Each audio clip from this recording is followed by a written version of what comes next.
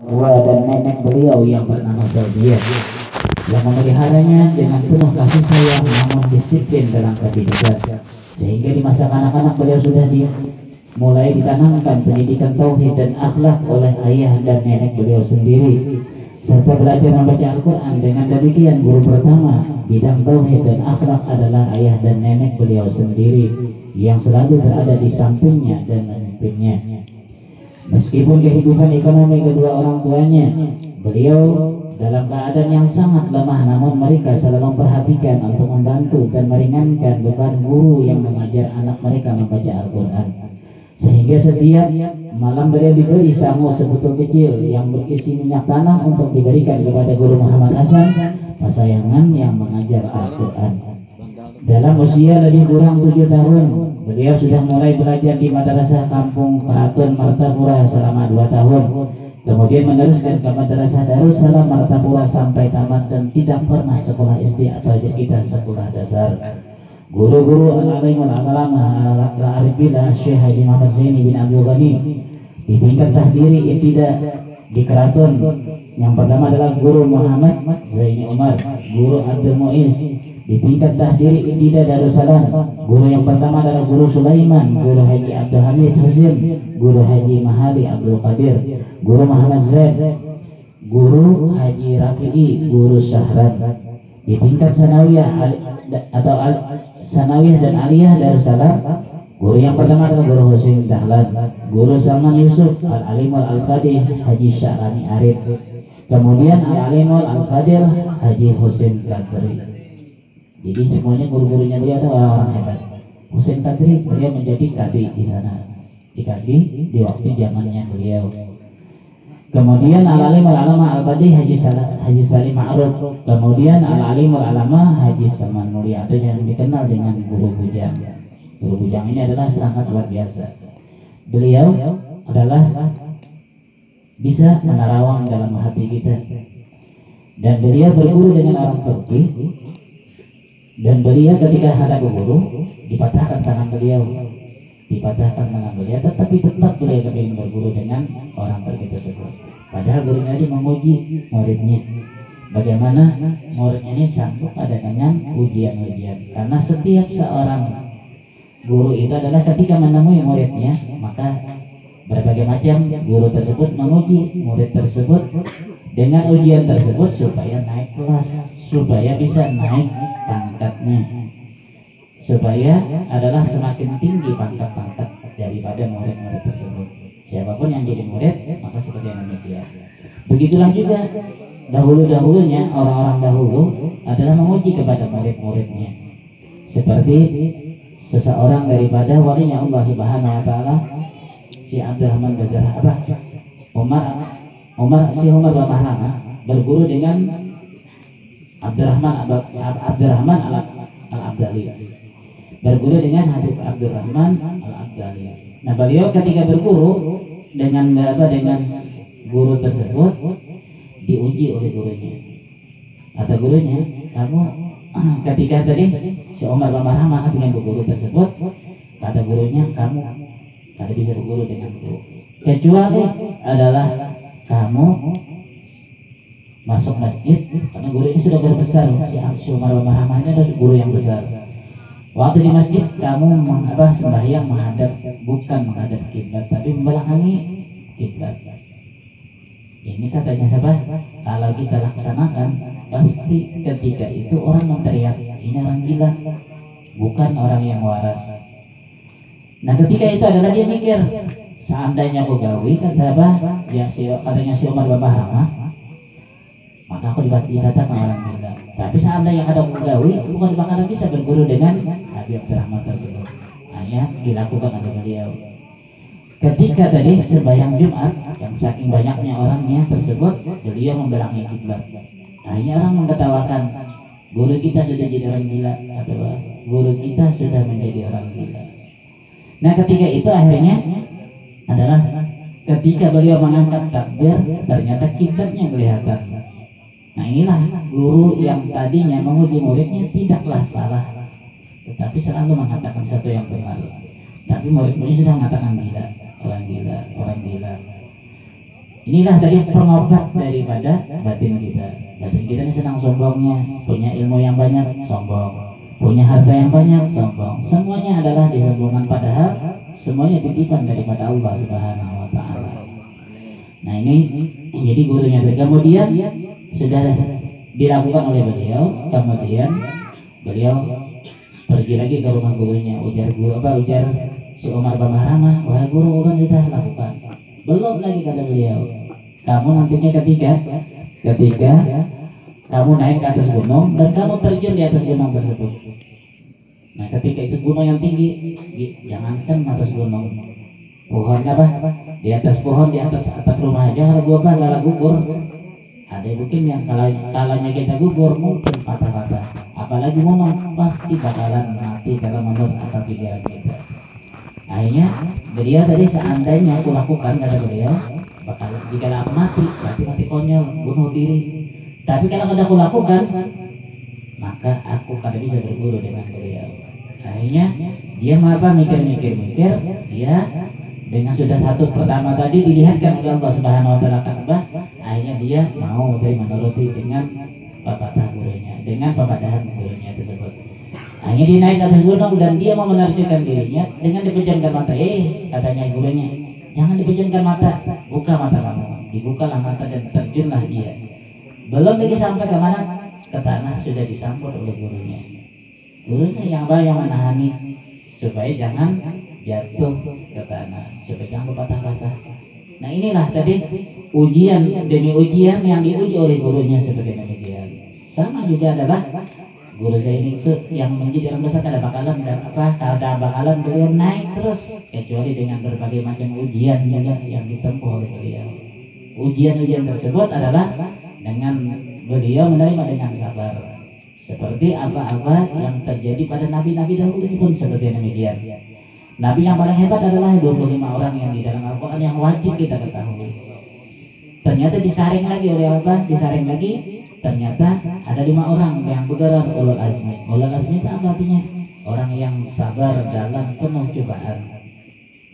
Kemudian diuji lagi, dapat dipilih lagi, ternyata Nabi kita Sallallahu Alaihi Wasallam yang paling sabar. Nabi kita, ujiannya lebih besar. Ujian yang ada pada Nabi dahulu ada pada Nabi kita. Ujian kelaparan Nabi kita pun ada. Ujian penyakit pun Nabi kita ada. Semuanya ada pada diri Nabi kita Sallallahu Alaihi Wasallam. Jadi beliaulah tadi yang paling, ada yang paling sabar. Sebagaimana yang dikatakan oleh Rasulullah SAW, asadul bala al-anbiya, paling banyak cobaan itu para Nabi. Sumal auliya, sumal amsal, yang paling banyak cobaan adalah para Nabi, kemudian para wali, kemudian orang yang seperti yang mengikuti mereka. Ini adalah cobaan-cobaan tersebut. Orang yang semakin hebat, semakin diuji oleh Allah Subhanahu wa Ta'ala. Kemudian Al-Alim Al-Alamah Al-Fadhil Haji Salman Abdul Jalil, guru beliau juga. Kemudian guru-guru di bidang tajwid adalah Al-Alim Al-Alamah Haji Sya'rani Arif, Al-Alim Al-Alamah Al-Fadhil Al-Qari Al-Hafiz Haji Nasrun Tahir. Kemudian Al-Alim Al-Alamah Al-Fadhil Haji Aini Kandangan, guru khusus tasawuf dan suluk. Suluknya artinya adalah orang yang menjalani jalan akhirat. Yang pertama adalah Al-Alimul Alamah Haji Muhammad Sarwani Abdan, atau yang dikenal dengan Guru Bangil. Guru Bangil adalah, kita sudah tahu semuanya, orang berani menghabiskan duitnya. Orang punya teman, ada teman tersebut adalah dia tidak punya harta untuk pergi ke sana, ngutang ya. Setelah pergi ke sana, menghadiri hal tersebut,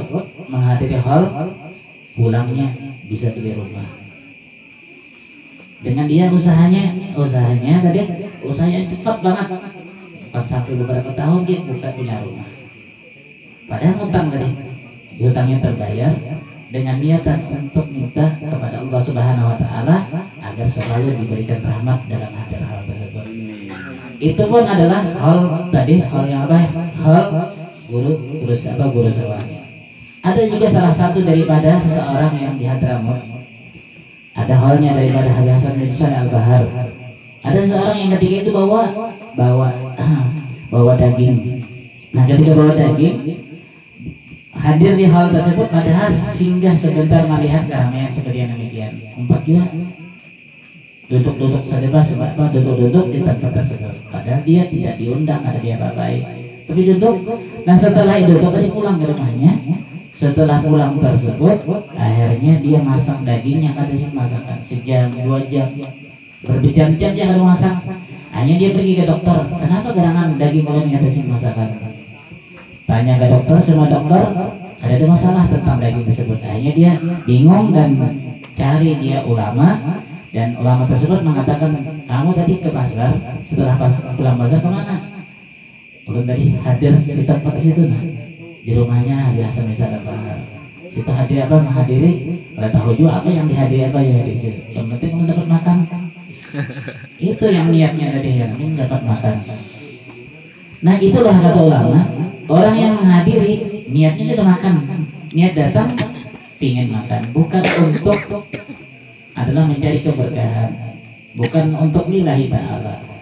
Nah dengan sebab itu tadi sudah Allah Subhanahu wa ta'ala mengumpamakan bahwasanya dengan hadir hal tersebut daging yang tadinya dibawa ada masak-masak.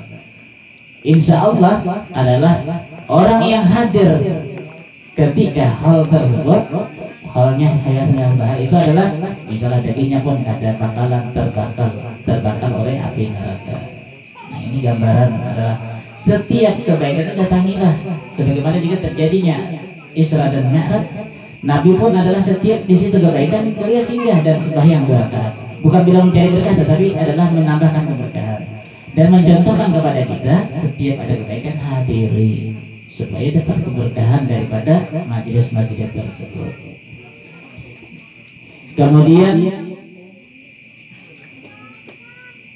guru-guru khusus tasawuf dan suluk tadi al-alim al-alamah Haji Muhammad Sarwini Abdan, kemudian al-alim al-alamah Kiai Falak Bogor, al-alim al-alamah al-Qutub Asy-Syaikh Sayyid Muhammad Amin Al-Qutbi. Sangat ini besar, orang yang luar biasa, yang banyak mencinta ulama adalah Syekh Al-Qutbi. Hampir kita dibaca ini banyak bernama sanadnya bernasabkan kepada Syekh Al-Qutbi. Sanad-sanad dalam berbagai bidang ilmu tarikat diterima. Yang pertama diterima daripada al-alim al-alamah al-arifillah al-Qutub Asy-Syaikh Muhammad Amin Al-Qutbi, kemudian al-alim al-alamah al-Qutub Asy-Syaikh Sayyid Abdul Qadir Al-Bar, kemudian al-alim al-alamah Syekh Muhammad bin Alwi Al-Maliki atau yang dikenal dengan Abuya Al-Maliki. Ini kata sebab seluruh dunia adalah mengetahui dengan keberadaan Abuya Al-Maliki, orang besar. Beliau pernah datang melihat Rasulullah SAW dan beliau ketika dibongkar kuburannya ada hancur-hancur, bahkan kukunya panjang, rambutnya panjang. Kemudian al-alim al-alamah Syekh Hasan Asad. Hasan Asadnya adalah seseorang yang selalu berpakaian putih-putih seperti mulai ujung kepalanya putih sampai sandal-sandalnya, tongkatnya pun putih. Syekh Hasan Asad dia punya karangan kitab adalah Mustalahul Hadis. Kemudian al-alim al-alamah Syekh Muhammad Yasin Al-Padang, orang Padang asalnya. Padang itu kemudian merantau ke mana? Ke kota Mekah dan beliau ngajar di sana. Ngajar Syekh Hasan Padang tersebut. Beliau diundang, berapapun yang mengundang dengan jam yang sama beliau hadir.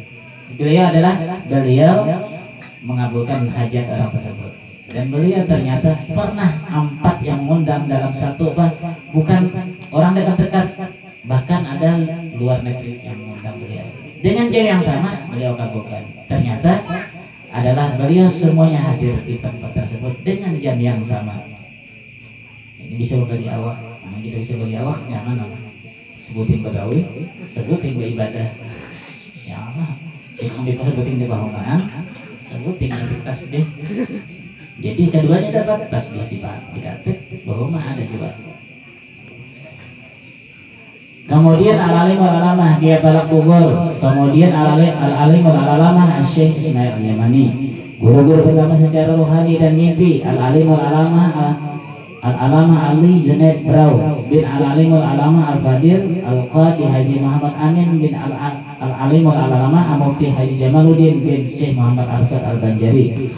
Al-Alimul Al-Alamah Muhammad Sarwani Abdan, kemudian Al-Alimul Alamah Haji Muhammad Sarwani Abdan menyerahkan kepada Kiai Balak, yang seterusnya Kiai Balak menyerahkan kepada Al-Alimul Al-Alamah Al-Arifillah Syekh Al-Qutub Syekh Muhammad Amin Al-Qutbi, kemudian beliau menyerahkan kepada Syekh Muhammad Arsad Al-Banjari, yang selanjutnya langsung dipimpin oleh Rasulullah Sallallahu Alaihi Wasallam. Atas petunjuk Al-Alimul Alamah Ali Junaid, beliau dianjurkan untuk belajar kepada Al-Alimul Alamah Al-Fadil Haji Muhammad Gadung bin Al-Alimul Alamah Al-Fadil Haji Salman Al-Farisi bin Al-Alimul Alamah Al-Fadil Al-Qadi Haji Mahmud binti Asia binti Syekh Muhammad Arsad Al-Banjari mengenai masalah Nur Muhammad. Maka dengan demikian di antara guru beliau tentang Nur Muhammad antara lain adalah Al-Alimul Alamah Al-Fadil Haji Muhammad tersebut di atas. Dalam usia lebih kurang 10 tahun beliau sudah mendapatkan khususiat dan anugerah daripada Tuhan berupa kasar hissi ya kita, yaitu dalam melihat dan mendengar apa-apa yang di dalam ataupun yang terdinding. Sewaktu beliau siasah berjalan-jalan di hutan, maka rumput-rumputan memberi salam kepada beliau dan menyebutkan manfaatnya untuk pengobatan dan sebagainya. Begitu pula batu-batuan dan besi, kesemuanya itu adalah beliau tidak memperhatikannya, dan hal-hal yang demikian itu beliau anggap hanyalah merupakan ujian dan cobaan daripada Allah Subhanahu wa taala. Kalau situ karena di situ ya orang apa di orang bahari daripada guru-guru kita. Jadi apa? Jadi dukun akhirnya. Tapi teruskan perjalanan dalam kalau kita menjalani suluk tersebut. Dan kurang lebih daripada usia itu pula beliau bermimpi, tepatnya pada malam Jumat, melihat sebuah kapal besar turun dari langit, dan di muka kapal tersebut di depan pintu masuknya berdiri seorang laki-laki yang berpakaian jubah putih sebagai penjaganya, dan di pintunya tertulis Safinatul Aulia. Tatkala beliau hendak masuk ke dalam kapal tersebut, dihalau oleh penjaganya hingga beliau jatuh tersungkur. Beliau pun langsung terbangun. Pada malam Jumat berikutnya beliau pun bermimpi lagi dengan mimpi yang sama. Begitu pula pada malam Jumat yang ketiga beliau bermimpi lagi dan dengan mimpi yang serupa. Namun kali ini beliau diperkenankan masuk ke dalam kapal tersebut dan disambut oleh seorang syekh, dan beliau melihat di dalam kapal tersebut banyak kursi yang kosong. Setelah puluhan tahun kemudian, tepatnya sudah beliau dewasa, beliau pergi ke tanah Jawa untuk menuntut ilmu. Dengan tidak disangka dan tidak dikira, orang yang pertama kali menyambut dan menjadi guru beliau adalah orang yang menyambut beliau di kapal di dalam kapal dalam mimpi beberapa tahun yang silam. Dalam usia kurang daripada 14 tahun, atau tepatnya pada masih duduk di kelas 1 sanawiyah, beliau telah dibukakan oleh Allah Subhanahu wa taala atau kutub tatkala membacakan tafsir wa kana Allahu sami'an basira.